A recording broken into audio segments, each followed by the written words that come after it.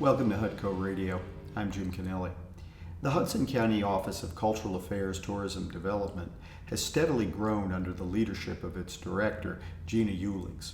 From sponsoring groundbreaking film festivals to launching Hudson's first celebration of Fleet Week to organizing a 5K road race in support of gun safety, the office continues to expand its portfolio as an integral part of Hudson County Executive Craig Guy's focus on increasing county government's public engagement.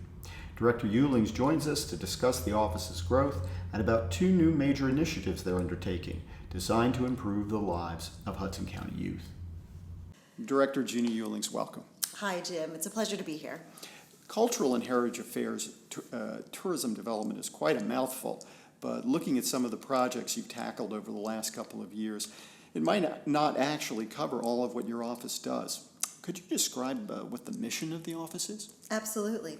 Well, I always say, Jim, we're a small but mighty team. Our mission has changed quite a bit over time due to the county executive's constant support and encouragement for the expansion of our office. So essentially, the Hudson County Office of Cultural Heritage Affairs and Tourism Development is a unit of the Office of the Hudson County Executive. And we're so proud to play an instrumental role in making the county an ever greater place to live, work, and visit. So within the office, there's about 8 branches that we cover: promotion of the arts, tourism development, promotion of local history, cultural events and heritage, film and television, arts and education, music, and most recently, sports and education. I mentioned some of the various new programming and events you've taken on in the intro. What are some of your favorite projects, and what were the challenges involved in developing them? Sure. So, with respect to projects and partnerships, there are some staples that are near and dear to my heart. We're in our second year of being the sole sponsor and host for the Hudson County Spelling Bee. And this year we had a record high number of competitors, 75 students, and it was held at the Hudson County High-Tech High School. And essentially, this is such a special event because this is the second year that we've had Kavya Jacksania representing us at the Scripps National Spelling Bee. That's fantastic. I know she's quite a remarkable speller. Very impressive. Oh, she's incredible. Absolutely incredible. Another project that is pretty special was this year was the first year we hosted the Jersey City Public Schools Permanent Art Student Collection. And it was an exhibit here on display in the historic Brennan Courthouse during the month of March. And we were able to partner with Melissa Cunicello. She's instructional supervisor of Visual Arts K-12 Curriculum and Instruction Department in Jersey City. And we were able to display over 70 works of art created by students in grades pre-K through 12. We had an award ceremony, and it was just such a special collection that we were able to have, and we've asked to host it again next year. And then another exciting event that we are in the third year of hosting is our Fleet Week for Hudson County. This is something we do in partnership with the United States Marines, the Hudson County Parks and Community Service Department, and along with our Public Services Department. So this is actually a funny story. First year, our county executive came to us and said, I really would love to host a Fleet Week. I said, that's wonderful, absolutely, how do we do it? What do we do? And he said, well, good question. You're going to take it on, and it's going to happen in about a month or so. I said, perfect. So immediately we got on the call with the Marines, and they were wonderful in providing the assets that we needed. So essentially, they had 2 U.S. Marine helicopters fly in to Lincoln Park West.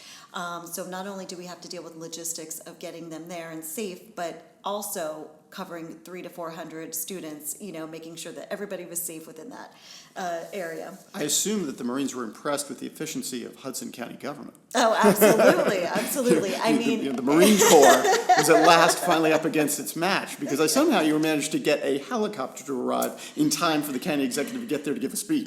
How did you guys do that? It really was wild. But I'm so, again, this is such a true testament to Krista Kenny, who's our events manager, and Christian Hurtado, our events coordinator. They really stepped up, and it's all a collaboration, right? Yes. It's not just us, it's the Parks Department, it's the Roads Department. So again, a big thank you to our directors there, Denise D'Alessandro, and it took a lot of moving parts to make it happen, but we did do it, and we did it with it was so successful. It was such a wonderful experience for the students to see and the schools to be a part of. Too, I was thinking about another Lincoln Park event that I mentioned in the intro, which was the Strides for Safety 5K. Mm-hmm. From I know a little about this because I wore a different hat at that time here in the administration, and essentially from basically zero, your office, sort of giving birth and Gone with the Wind, not knowing about how to give birth to a baby, managed to put together a road race that engaged the entire community, a 5K road race in Lincoln Park again. I don't know, I guess because Lincoln Park's so big. Lincoln Park's the jewel of the county, it's County Park. But tell folks about how you were able to, you and your staff, and then obviously the cooperation with parks and all the rest, put that together, because it was terrific, and now it's an annual event. Absolutely. So again, Hudson County Executive Craig Guy came to me and said, he had this idea of a 5K, but specifically he wanted to focus on ending gun violence and really bringing awareness to that cause. So the 5K was the best outlet to do so. Having only run one 5K in my life, I said... One more than me. I said, sure. So again, Krista and my staff, we all got on the horn and started getting information. How do we do this?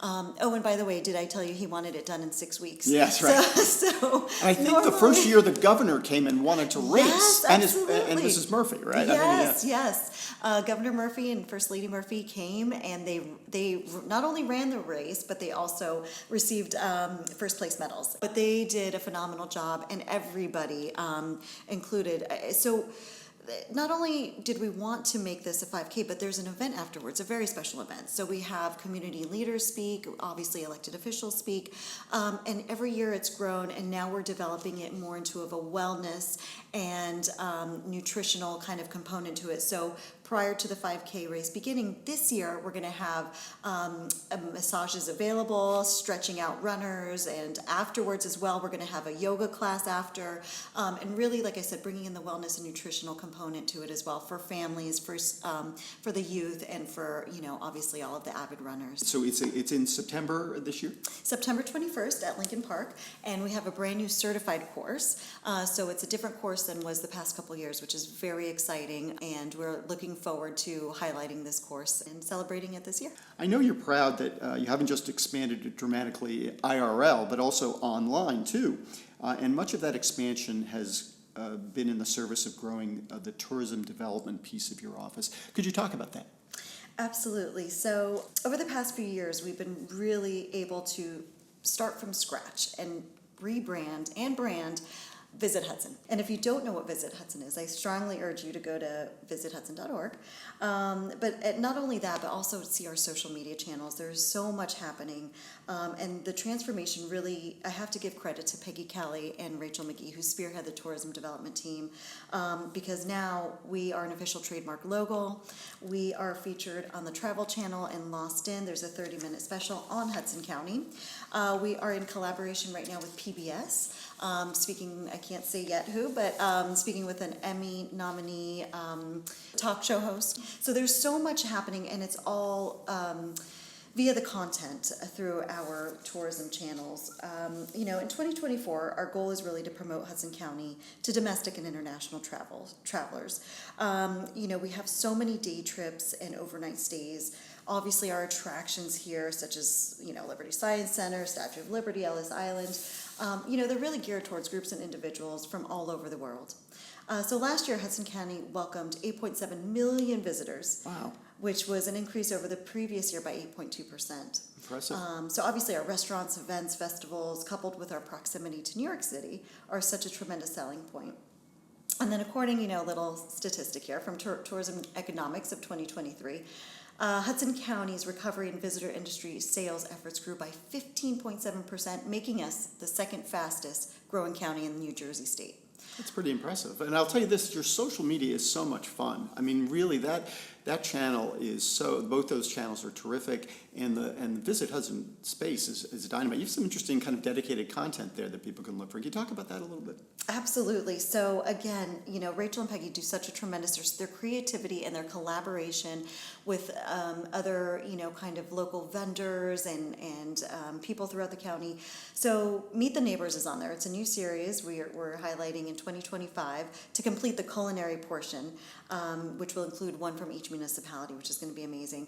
But that is just really having a conversation with local, unique neighbors throughout the county. And these are like video clips where you actually kind of get out into the community and meet folks, which I loved. I mean, I couldn't get over how visually interesting they were and how terrific it was. And they really kind of opened up Hudson County. I'm a bit of a videographer, and I really kind of was envious. I'm hoping to do that kind of work myself. But that really is a testament to staff there. They really did a nice job, and with the folks you work with. Oh, exactly. I mean, the creativity is bar none, really. And just the, they know what the county needs. They're out there.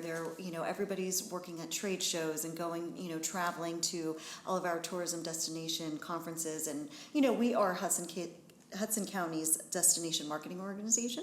So we work a lot with the state and other, DMOs throughout the state as well. But we also, on the site, we've got our self-guided tour from the New York City skyline for Hudson County. We've got urban adventures, meeting planners, group tours. There's so much to see and to look at, not only, like I mentioned before, but the day trips, the overnight stays, the itineraries. You could really get lost and spend a half an hour on the site and on social media. But with that, we've generated over 46,000 followers to Visit Hudson. And again, a true testament to Peggy and Rachel. Our team is phenomenal, and we started from zero and are now amazing brand Visit Hudson. Hopefully folks will check it out. This summer, your office is engaged in the development, or in two new youth-focused initiatives. Now, one of those is in the arts, the other is in sports and education. The arts initiative essentially flows from your longtime work in supporting arts organizations for adults here and for the community in Hudson County. So I wonder if you could talk a little bit about that program and how it was sort of the genesis, I guess, or at least the starting point for developing a program focused on youth and the arts. Absolutely. So the local arts program you mentioned is something we've been doing for quite a while now, and it's supported and funded along with the county, along with New Jersey State Council on the Arts.